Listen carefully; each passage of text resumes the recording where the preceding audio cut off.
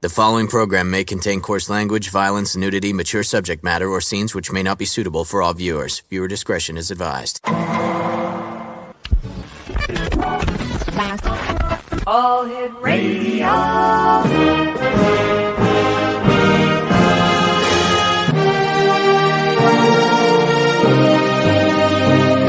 Welcome to the X Zone, a place where fact is fiction and fiction is reality.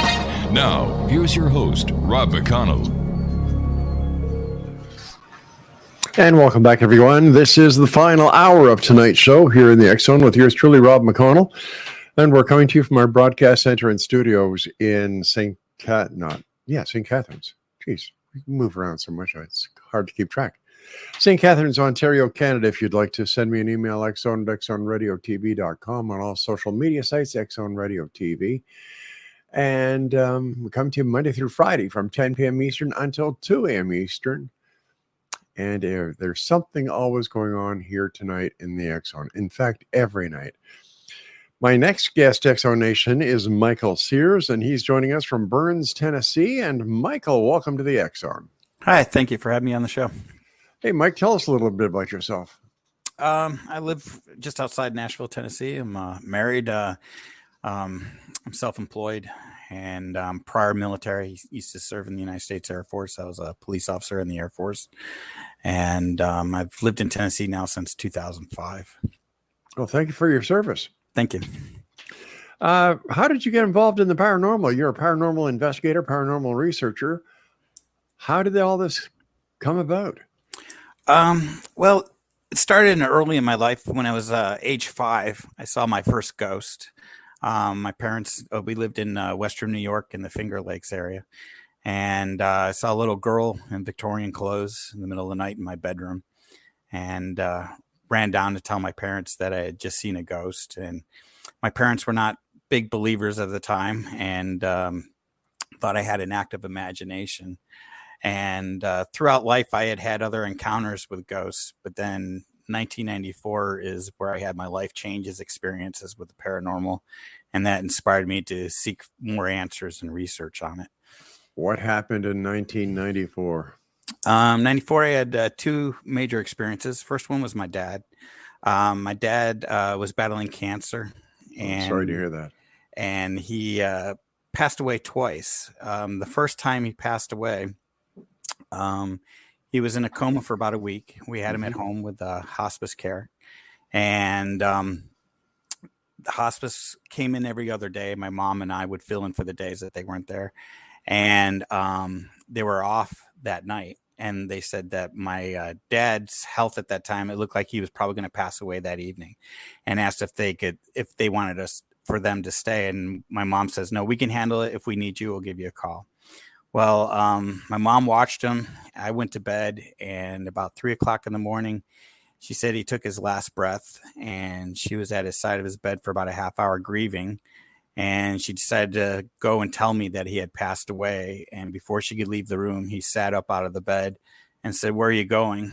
I need to talk to you."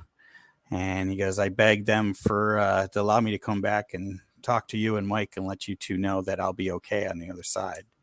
And so she went and sat down next to him, and they talked for several hours.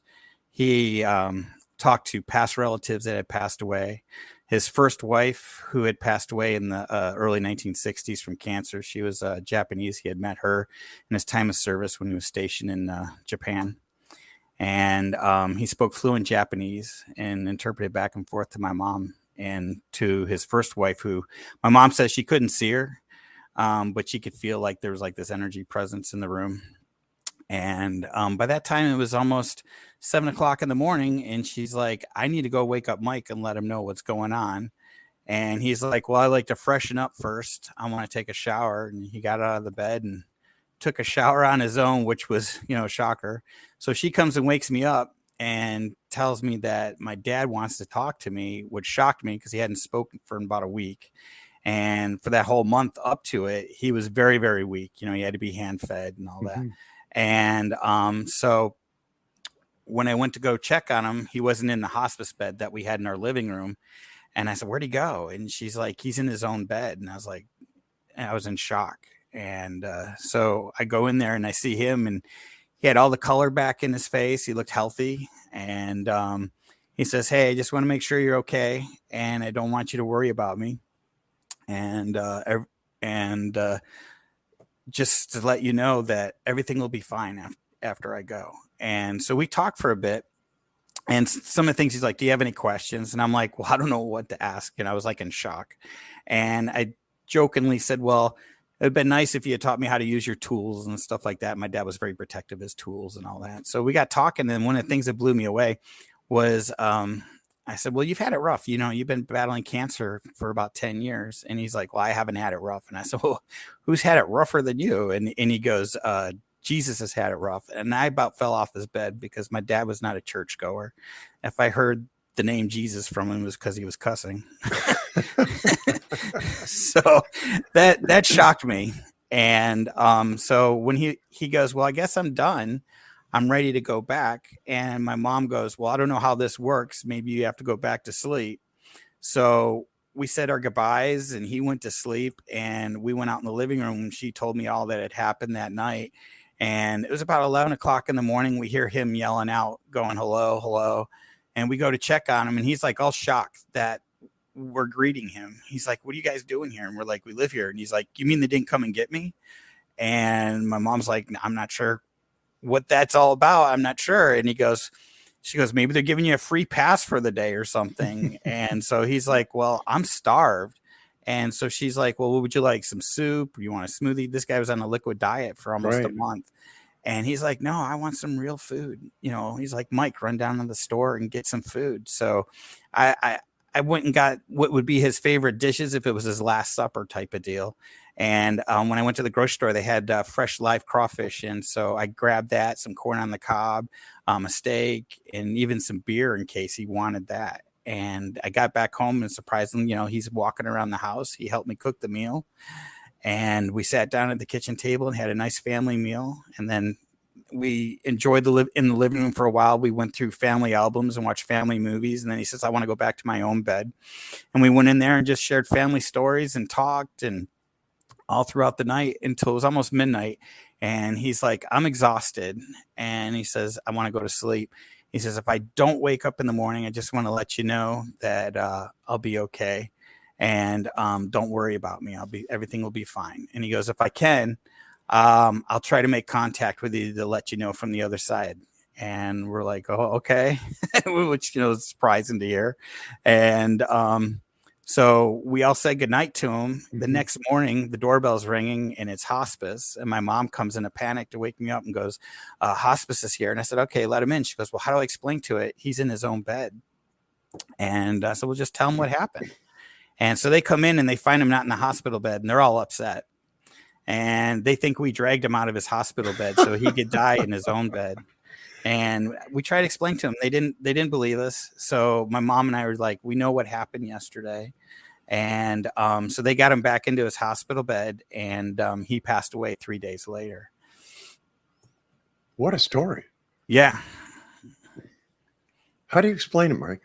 I don't know. I mean, they just blew me away. I mean, I was speechless. Today I have all kinds of questions. I would love to know, since he said Jesus had it rough, I was like, well, did you actually meet the guy? I mean, how do you know this? And then was he able to visually see all the relatives that were in the room? My mom says she didn't see anyone, but he was talking and his eyes were focusing like there was people standing there. So yeah, it was pretty amazing. And he did make contact after. He did. We had some different things that happened. One of the things I asked him was, "What are you going to miss once you leave this side?" And he goes, "Well, we lived in Florida at the time." And he's like, "I planted a pineapple plant, an orange tree, and an avocado tree, and I never got a fruit off them." And he says, "I was really looking forward to that." So after his death that fall, all three of those plants produced only 2 fruit, 1 each for my mom and I. And so we took that as a sign. Another event that happened was after his death, it was about, I think it was like 3 to 5 days time period, a cardinal would appear and tap on the window where his hospice bed was. And it was around the time he passed away the second time. And a cardinal was his favorite songbird.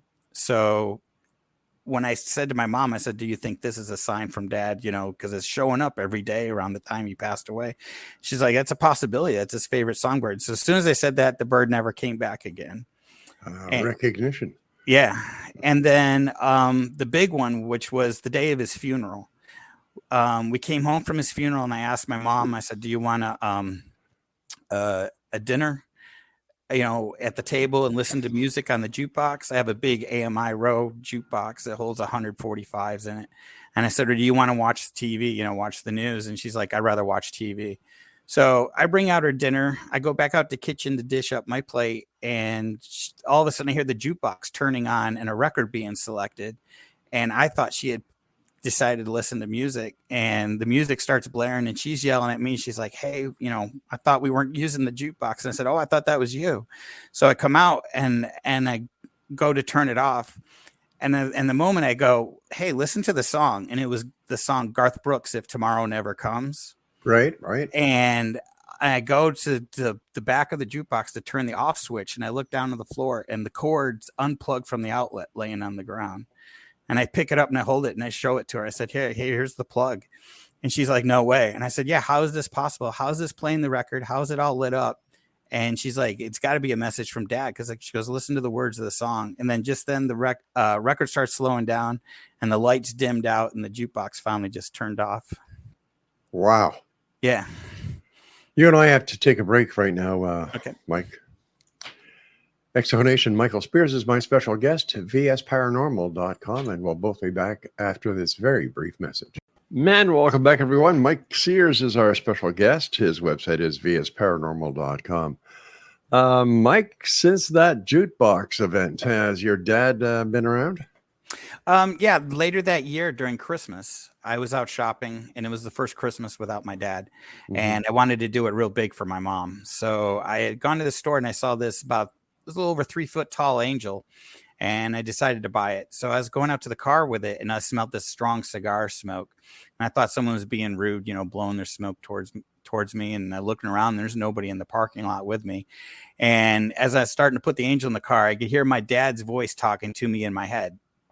And which was like, okay. And I get in the car and I hear him saying, hey, look, you got to go to this store and get this item.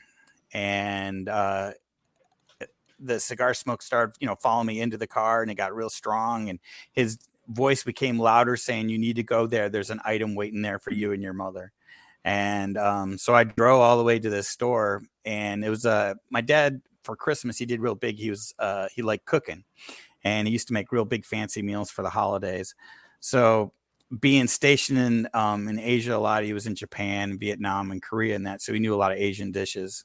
And so I went to this Asian market and I walked in there and I hear his voice say, go to the left aisle all the way down the end. You'll see it in the case. And I go down there, and sure enough, it's this thing that he's been trying to have them order from Japan for quite a few years, and the store hadn't been able to get it. So I grab it all and I go up to the counter, and the lady goes, oh, could you please not buy all this? We're saving it for a loyal customer of ours, but we just haven't seen him this year.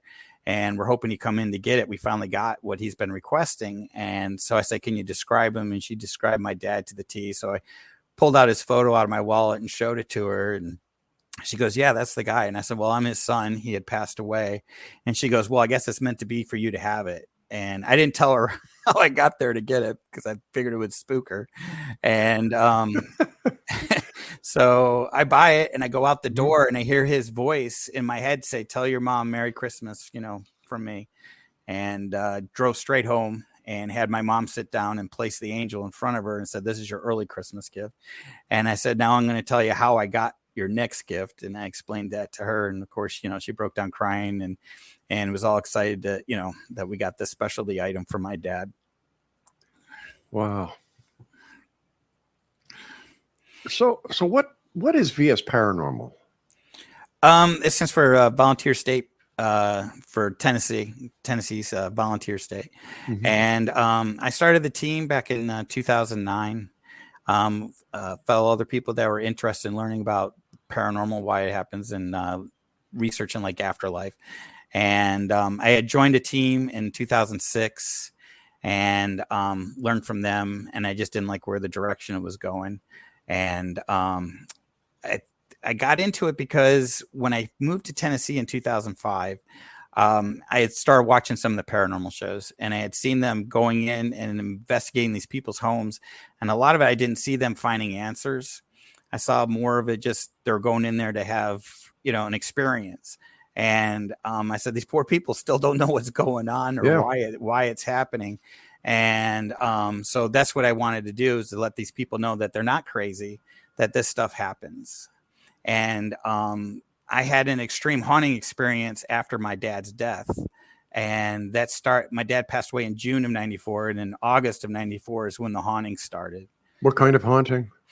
It was connected to my dad's past. According to my mom and I ended up having a couple mediums that we met at a psychic fair. Just one weekend we were driving after, it was our first weekend ever after his death that we had a free day. And I said, let's just go out for a drive. And she saw a sign that said psychic fair. So we went there, and I was a skeptic.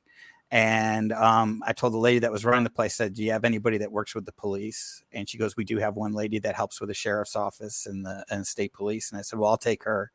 And she impressed me.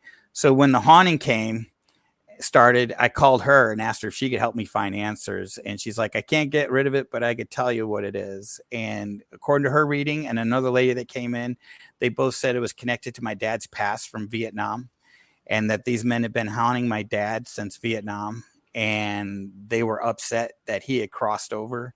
And so they decided to take it out on me. And when the haunting started, I had woke up at 3:00 in the morning, thought someone had broken into the house. I was living at home with my mom. And so I tried to reach for my headboard to turn on the light to see if there was someone in my room. And before I could get to it, I felt two hands grab me by the ankles and start pulling me out of my bed. And I broke free, climbed back up the bed to get to the headboard where I slept with a gun, and tried to get to that. And before I could get to it, I could feel someone jump on my back and push my face into the pillow. And I'm screaming into the pillow, trying to let my mom know that someone's in the house. And when I finally broke free, got the light on, grabbed my gun, and there's nobody in my bedroom. And my bedroom door is closed. And so I get up, I run down to her room to wake her up to explain what's going on. She's like, well, hang on. She goes, are you having, PTSD flashbacks from your time in the service? I served in Desert Shield and Storm. And right. I said, no, it's nothing like that. I said, I was physically grabbed. I said, it felt like a real person attacking me. And so she went in the restroom to wash her face to wake up. And as she came out, I thought I had an Akita, which is like a big husky dog. Yeah. I thought it was coming down the hall, and this force of energy hit me square in the chest, like a football player just tackled me. And I went flying backwards and hit her bedroom wall. And she's like, oh my God, did you lose your balance? I said, how do I lose my balance? I went like 8 or 10 feet back and hit into your wall at full force. I said, I just got tacked again. This is what I'm trying to explain to you. And for about a half hour, I was constantly being attacked on and off. She could see the hair on my arms and my chest stand straight out. And when she touched me, she could feel like electrical current going through her. And it lasted about a half hour. And after it was over with, she's like, where's our dog? And we went and found her, and she was scared to death, cowering underneath the kitchen table. And so the next day, we call up my grandmother to tell her what had happened. And as my mom's on the phone with her, I got attacked again. I felt like someone came in and put me in a big bear hug, and I was totally paralyzed. I couldn't move. And as time went on, I would constantly be attacked. I'd be in bed. I'd be pushed out of bed, dragged out of bed, slammed into my headboard. I'd come home and things would fly off the cabinets and hit me. Doors would open and close and slam. We had lights. We had track lighting in our living room where the lights would start flickering really fast and the light bulbs would explode. So when we called the medium, I said, can you, get rid of this? She's like, I can't get rid of it, but I could tell you what it is. So she came in and she explained that it was 3 spirits that were connected to my dad. And she said that my dad wasn't a typical soldier in Vietnam, that he worked like with special ops type stuff. And she says there was a job where these 3 guys wanted to go for personal gain, and your dad wasn't going to partake in it. And due to him not helping them, they supposedly got killed. And they were upset about that, of course. So they've been haunting him ever since, she said. But so how did you get rid of them? Well, we tried everything. We weren't even Catholic. We went to the Catholic church. The Catholic priest tried to help us. He reached out for the diocese in Orlando, and they wouldn't help us because we weren't Catholic. We had our neighbor, who was a Baptist minister. He came over one time, tried to bless the house, and that made things worse. As soon as he left, we had doors opening and slamming on their own, like multiple doors. We had light bulbs exploding. I got attacked that night where I was slammed into my headboard and pushed out of bed. My mom witnessed also during the times black masses flying across the room like a shadow mist. Right. My Akita got attacked one night. My mom called me at work and she's like, "Could you please come straight home after work?" I said, "What's up?" And she goes, "I just saw your dog growling at the corner and then it just lifted off the floor and was thrown into a wall." But when the medium came over, she told us to open a Bible and read it in my bedroom. And she said, set it on the bed. And then she told me, she's like, "Go get some white paper to cut white crosses." And she goes, "I want you to tape these on your walls and that." So I'm like, all right, I'll go do that. And she had lit prior into our living room a bunch of tea candles across our fireplace mantle. And so when I go back to I was ready to go back to hand her the crosses. I hear her and my mom and one of our friends that was there as a witness screaming and I hear this loud slam and the bedroom door had slammed in their face. I said, "What's going on?" I come running up there and they go, "The Bible just lifted off your bed, slammed shut, and then the door slammed into our face." They said the pages were flipping like a fan was hitting it. So I open the door, I go in there and it's ice cold in the room. She tells me to reopen the Bible. I try to do that. I step back. The pages start flipping again. It slams shut. The door slams shut. She's like, "That's it. I'm out here. I can't help you." She goes, "You need, some type of clergy to help you." And then she walked out in the living room. She had lit this big 6-inch candle, which was totally melted across our coffee table. And that freaked her out. And then I go, "Are the tea candles supposed to be doing that?" And all the tea candles, there's about I think it's 6 or 8 of them. The flames were about a foot high on all the tea candles. And she's like, "No." She's like, "I'm gone. I'm sorry. I can't help you." So for help, we ended up, my mom was a school teacher and she almost lost her job because she confided with a fellow coworker, and the coworker turned into the principal, and the principal had my mom put on leave and have a psych eval, and she passed her psych eval, so she was able to still teach. The psychiatrist believed her. And but my mom had a student that was a Native American Indian, and she found out his father was a medicine man, and she reached out and contacted him, and he came in and did about an 8-hour cleansing ceremony. And he had told me how to stand up to it and not fear it. And I was telling him, I said, "I used to be a police officer. I'm used to, you can grab a bad guy and put cuffs on him. But I said, how do you grab something that has no physical form?" And he says, "You just got not to fear it, just stand up to it." And so that taught me a lot. And after the cleansing, nothing happened for a full year. And my mom went on vacation. And when she was gone, I woke up in the middle of the night. My Akita had jumped up on the bed, scared to death, and all the doors in the house started opening and closing and opening and closing. So I yelled out. I said, "I'm not afraid of you anymore. Let's get it on, bring it." And it stopped. The door stopped. So after that, we would have activity throughout the house from time to time, but it wasn't as violent. And every time something happened, I just go, "I'm not impressed. I'm not scared of you anymore." And it just got weaker over time. So I use that knowledge when I go out and help families that are dealing with hauntings. And there was a lot of activity going on. Did you take any pictures? Well, at the time, no, I didn't think of taking pictures. I didn't have a video camera. It was back in the mid 90s. Didn't have a digital recorder. I wish I had all the equipment I have today back then. God, that would have been great. There was one paranormal team that was doing a guest speaking in town on a Halloween. And they did a nice presentation of ghost stories of the local area and they ended their lecture by saying, "Does anybody have a haunting? We would love to come investigate your home." So I went and talked to them after their show, and their eyes got huge. And I said, "Well, here's my number. Please call me. I'd love to have you guys find, what's going on." And I never heard from them. Wow. I think they got scared from all the things I told them. Unreal.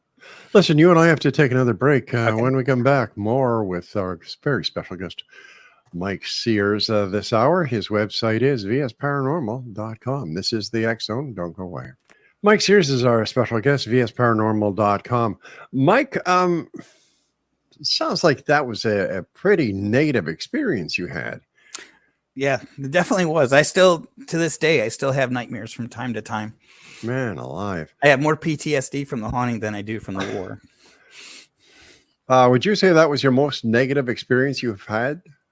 Yeah, that was probably one of the most negatives I've encountered. The closest I had on an investigation in Nashville, we were at an old elementary school investigating, and the medium that we were working with, she had picked up on a guy that was linked to the property. We researched the name and found out that that name matched to the property, and he had been hung by the city of Nashville for messing with kids at the school.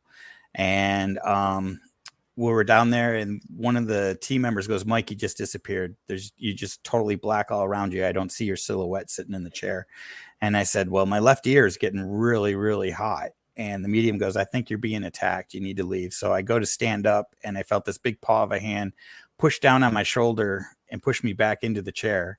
And she's like, "Are you going to leave?" And I said, "I'm trying." And so I got back up again. And as I left, they said they saw a ball of light follow me out the door. When we got outside, my left ear was like beet red. And then the next day when I went to look in the mirror to check it out, it had peeled like a sunburn. So that's about the closest I've had negative on an investigation. What's your most positive? Positive. I helped a family. They had an individual in their family that committed suicide, and the wife had contacted me and she believed he was staying around the house haunting. And so we went in there and had some amazing EVPs capturing his voice, apologizing for taking his life and how he hurt his family and everything. And we had asked questions. Do you have a message for your father or your mother? Well, her in-laws were really upset that she was doing the investigation, and she wanted me to talk to him. And I said, well, what if it really is him when you want him to have peace and move on? And so when it came to the data, I had them sit down and I said, these are personal messages to you. And one of the ones that blew me away was I asked the mother, I said, have you been painting? And she says, well, we painted the kitchen. I said, no, I think this is artistic. And then the husband goes, oh yeah, you took that art class a couple months after his death that your sister bought. And I said, what time was that? And it was like 2 months before we investigated. And we had an EVP. I said, would you have a message for your mom? He goes, tell her I saw her painting. It was real nice. And so that blew her away. And then I had a special message for the father to share. And that ended up healing the family altogether because they were very upset with their daughter-in-law there. So that was a positive one that I really liked. So when somebody calls you up, Mike, and says, I think my house is haunted, I'd like VS Paranormal to come down and take a look, how do you guys proceed? I do multiple phone interviews. And if there's more people that live in the house, I interview each of them, and I do that to see how their stories change. Right. And then I tell them to keep a journal because I want to see how serious they are. And I usually, if the activity increases or gets worse, then I'll come in sooner. But I usually give them a month and say, write down everything that's happening. And then after that, I'll come in and do an on-site interview. And again, to see if their stories change and all that, and then do a base reading. And then from there, I'll decide if we need to do a full-blown investigation. And how long does a full-blown investigation take, and what does it entail? It takes several months. We try to go back at least 2 or 3 times. Usually we can find an answer in that amount of time, but I've had cases that have taken over a year. Trying to find answers for someone. And I tell them, I said, it's not like you see on TV where they come in, knock on the door, they do the overnight investigation, and the next day you see them giving answers to the people and they move on. And I always ask them, what do you want from us? Do you want to find out what it is? There's no guarantee for a removal. Sometimes they come back. What kind of equipment do you use, Mike? We use the typical stuff, a lot of stuff you see on TV, EMF meters, digital voice recorders. To me is like the biggest piece of equipment that we like using because we have those intelligent audio responses to the questions. And so we try to use that. We also use motion lights where we've had that with amazing communication where we can say, turn the light on the left here. We'll point to the light. This is yes and this is no. And they'll answer the questions that way. We've had some pretty good success with that. How many investigations have you and VS Paranormal done? I lost count. It was over 200 that I've done. Yeah. And what was your biggest investigation? Well, for residential, we had one in North Nashville that lasted a little over a year, and that was a long one. What kind of investigation was it? The lady, it was really sad because she had multiple teams coming in the past and told her she had a demonic haunting because she was being woken up and touched and being frightened, of course. And so she had like this, a medium that was definitely a fraud, sold her a case, which I call Ghost Be Gone spray. And she charged her $300 a can. And due to the size of her property, she needed a case of 12 cans at $300 a pop. Whoa. Yeah. $3,600. Yeah. And so I came in and did multiple investigations. I brought in different mediums. I don't have the mediums talk to the client because I don't want it to.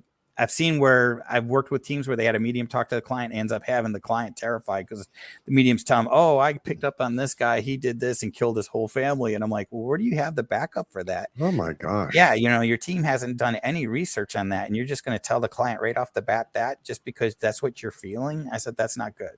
So I always have the mediums not talk to the client at all, and I have them write everything down on paper. And so we can use the notes to reference back to see if our research backs up what they're claiming.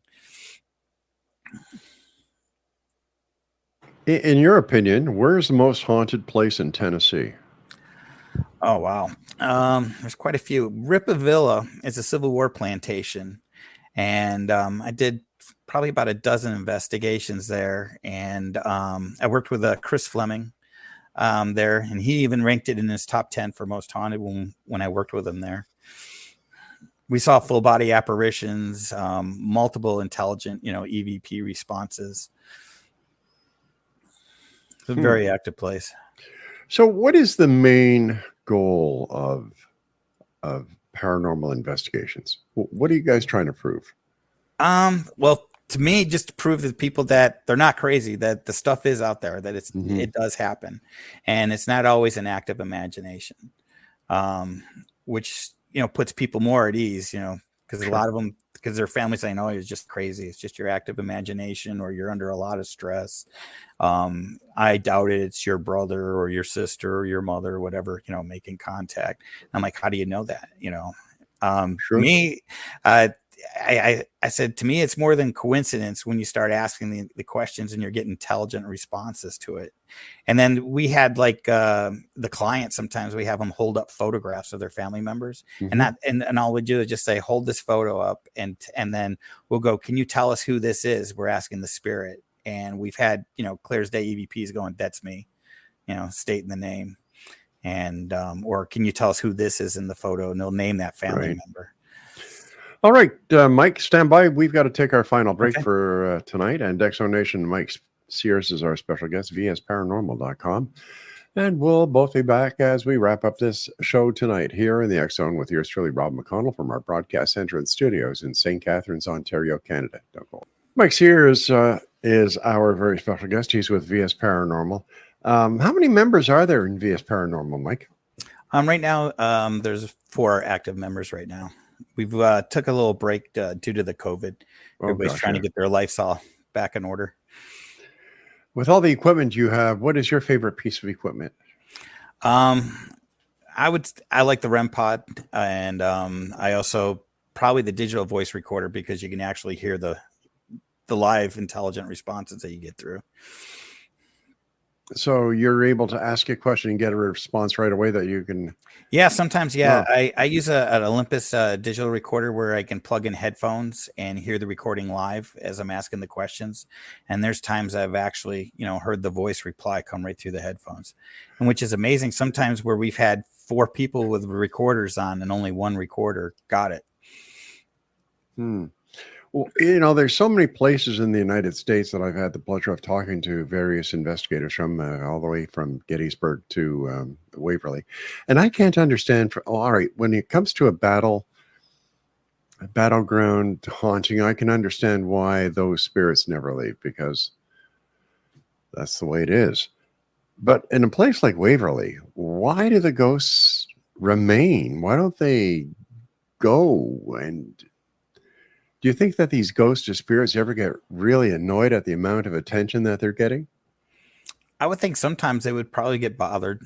There was a place that we investigated that was like there was like a paranormal team coming there almost every weekend, and that's why that's why I stopped going. And it seemed like that they were, agitated, like, again with the you want me to turn on the light, kind of deal. It seemed like, but like Ripa Villa Plantation, the director of the museum there wanted to know why they're staying at the plantation. So they had multiple employees that seen the original owners, spirits walking the property. So when we had asked their names, we had asked Nathaniel and that, why are you still here? And, we had intelligent response come through saying it's my house.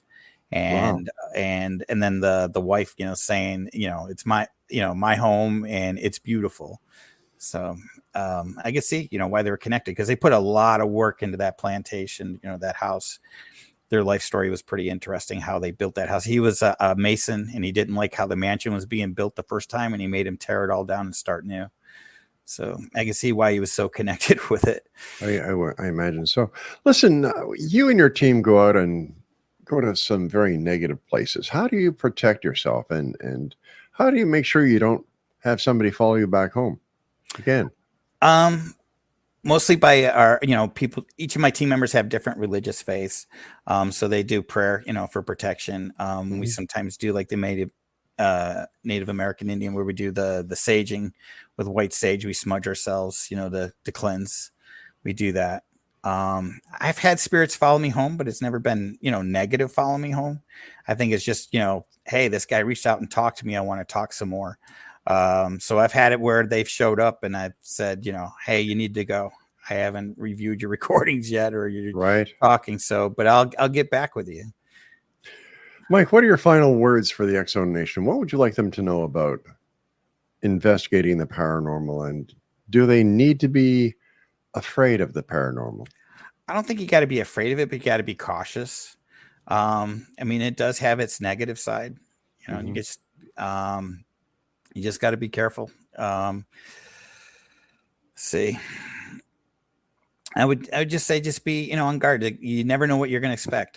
I've rarely ever encountered anything negative. I could probably count on both hands on all the investigations I've done where I've been pushed or I've seen someone attacked. I've seen other teams where I went to go help them and did not like the way they were because they were provoking. And they wonder why they got scratched or they got pushed into a wall. And I'm like, well, what do you expect? You were saying nasty things, calling them a coward and all that. So I said, came back and bit you. And where can our listeners find out more about you and the work that you do? You can find us on Facebook under Volunteer State Paranormal Research, or you can go to our website, vsparanormal.com. Mike, I want to thank you very much for joining us tonight. Continued success, and I look forward to speaking to you again in the future. Thank you. Thank you for Have a nice evening, sir. You too. Bye-bye. And that's it for tonight, X Zone Nation. I will be back tomorrow at 10 o'clock as once again we cross the time-space continuum to this place that I call the X Zone. It's a place where people dare to believe and dare to be heard. It's a place where fact is fiction and fiction is reality. But there's one thing you can't deny. The people that we've had on the show tonight, they have had an experience that has changed their life. Not one experience, but many experiences.